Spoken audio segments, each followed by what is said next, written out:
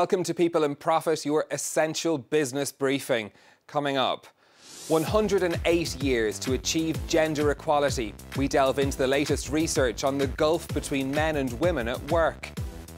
Can technology help you pick the best bottle of wine for your festive meals? And we'll tell you how a French luxury giant is trying to encourage Chinese drinkers to buy wine made in the foothills of the Himalayas. First up, though, the astonishing figure of 108 years. At the current rate of progress, that's how long it will take to close the gender gap between men and women. According to research by the World Economic Forum, while the difference in how much male and female workers are being paid has narrowed, there are proportionately fewer women in the labour force. Cole Stangler has more. The global gender gap is closing, but not nearly fast enough. That's the conclusion of the World Economic Forum's annual report on the subject, which found the world 68% on its way to parity, or 108 years away at this rate. It's a step back from last year, when the gap was projected to close in 100 years. The report looks at 4 key pillars: economics, education, health, and politics. The income gap between men and women narrowed slightly this year, but male workers still earn $23,000 annually on average. Female workers, just $12,000. Meanwhile, the share of women in the workforce remains stagnant, fueled in large part by a lack of childcare options. Most countries don't provide a very good care infrastructure. And so for women who tend to be the ones who bear the most of the responsibility on care work, they just don't have an infrastructure that they can turn to, and so they don't make it into the labor force at all. At the same time, the gender gap in politics widened, with fewer women serving as heads of state worldwide. North America, Europe, and Australia have seen the most progress on that front, but the country's share of female legislators has stayed flat. While advances in education are greater than in other fields, there's still much work to be done. In 44 countries, more than a fifth of women are illiterate. Progress varies substantially. Iceland is the most gender equal, followed by Norway and Sweden. France led among G20 countries, well ahead of the US, which fell to 51st. The World Economic Forum also warns inequalities are mounting in the key industry of artificial intelligence. Even when women do have AI-related skills, they're not necessarily making it into the professions that are the highest paid. They're not necessarily making it into leadership positions. As it stands, women represent just a fifth of the growing sector's workforce.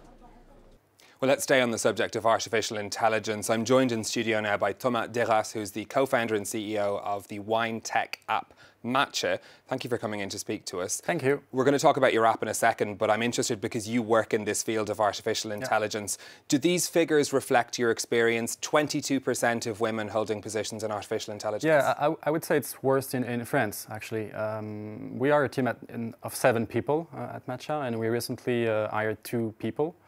Out of 50 applications we receive, only 5 from women. So we have great difficulty to get good applications from women, and the two people we finally hired, like a back-end developer and a data scientist, were men. So I strongly encourage women who want to engage in tech studies to do so. And if they want to apply for Matcha, I mean, they're really welcome to do so. And where do you think the problem comes from in not having enough women represented?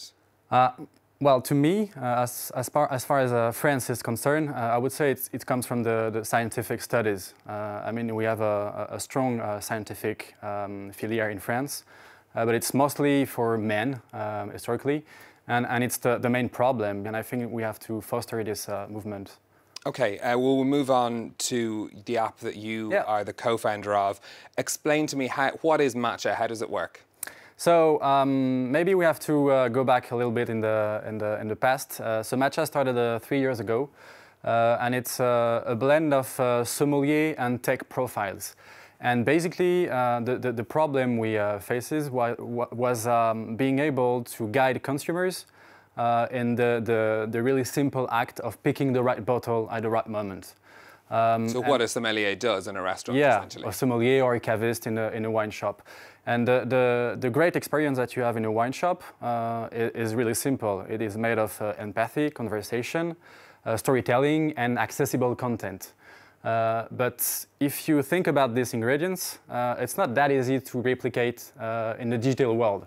So that's why AI is convoked right there. And we need to work on these different ingredients and elements to be able to offer digital solutions in terms of wine advice to wine sellers. So it's for wine sellers, but for consumers as well? Yeah. So if I'm looking for a bottle of wine, I can open up Matcha, and what does it look like? So basically, we work with B2B positioning. So we sell the Matcha services to retailers, wholesalers, and importers in France and in other countries as well. But then the resellers provide these services to the consumers. So it's a B2B2C application and services. So if you want to use, you have to find the retailers and the wholesalers that are using it with Matcha. But it looks like a chat application, essentially. Yeah. You ask a question saying, I want a bottle of wine because I'm eating fish this evening or whatever. And how does it give you an answer? What's the knowledge behind it? Basically, we have to focus on the main use case that are around wine. So the first one will be wine and food pairing, for example. Then you need to buy one for a specific occasion, to make a gift. It's Christmas right now. And you have like a multiple use case for wine. So let's say you want to buy a red wine for Burgundy to offer it to your dad, for instance. Then you can type it very naturally in the service. And then you will have a really tailor-made, customized selection of wines from the client we are working with. So you were a trained sommelier. Yeah. Are you involved in inputting the information into this app? Do you say, I know that this wine goes well with this? And does that feed into what people are seeing as a result in the technology? I mean, the first need we have in terms of AI richness is the need to start from the human. So we inject a lot of sommelier and wine expertise in our AI. So we work with the expertise we have as co-founders sommelier, but also with lead sommelier throughout the world, in Spain, in the UK, in Germany tomorrow, in Brazil, and we need that to get the richer content and the deepness of artificial intelligence that the consumers need. So it won't be just French wine that's recommended? No, we already understand wine throughout the world, from New Zealand, from Australia, from Germany as well. And that's, to me, it's really important to be able to get into open-mindedness in terms of wine, especially in France. We are really like French wines focused.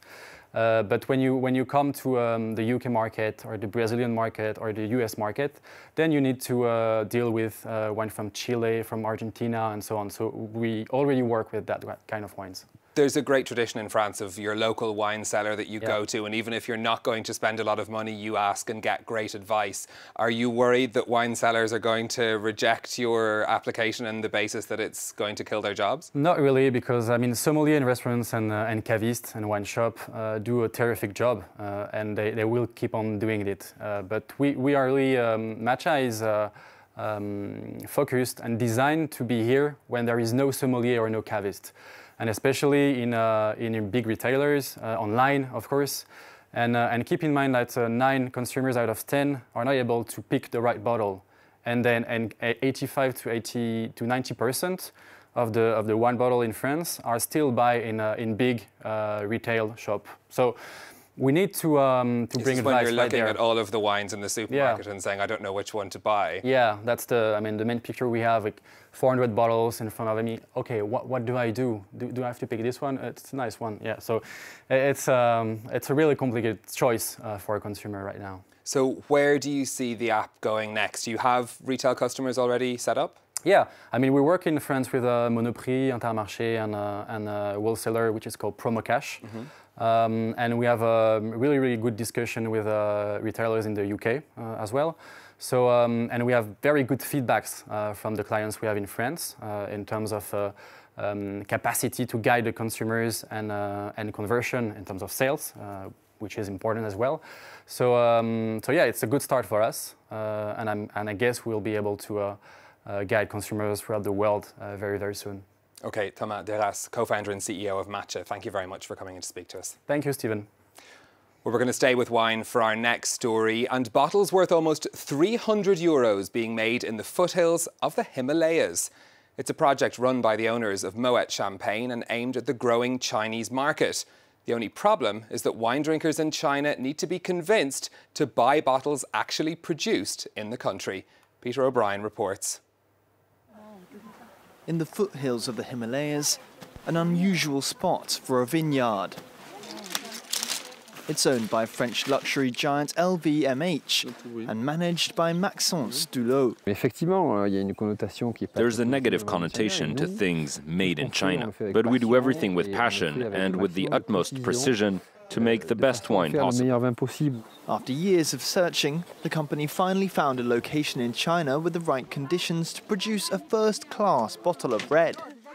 They've taken out a 30-year lease on the vineyards from local farmers who had switched to grapes from barley with limited success after a push by the local government to kickstart the wine industry. It's brought good changes to the 4 villages. Lots of changes. We don't have to worry about money. People don't have to go out to work laborious jobs anymore. Only 2,000 cases of the full-bodied blend are produced each year, and they're sold in Asia, Europe and the United States. In this Hong Kong restaurant, it surprised wine lovers. A lot of our customers find this wine very interesting. After tasting it, they find it differs a lot from other Chinese red wines. By 2021, China is set to be the largest wine market in the world, led by its burgeoning middle class.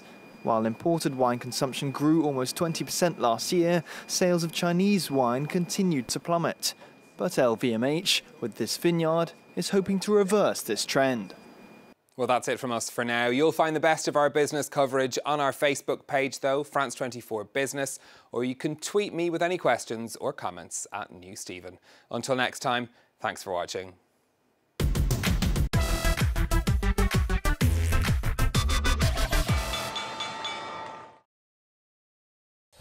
Take a new look at the news. Eyewitness accounts from those at the heart of the action, all over the world. Exclusive videos you've never seen before, all verified by our journalists. The Observers, presented by Derek Thompson on France 24 and France24.com.